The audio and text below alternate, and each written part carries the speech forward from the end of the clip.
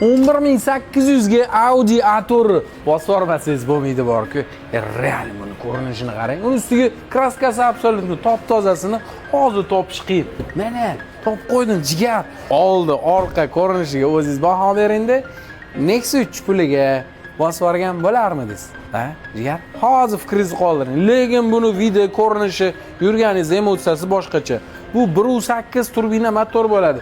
Faqat salonida bitta sideniyasiga mehr berib yuborasiz. Chexollari endi shuncha yil haydalgan zavodskoy turibdi kojinni. Kalitini olasiz-da, mana teshigiga bitta tiqib yuborasiz. Start stop vazifasida bo'ladi.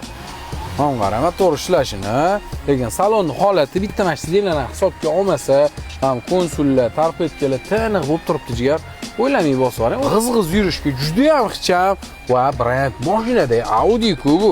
Yaqinlaringizga trashni tarqatib jigar bosib yuborasizmi?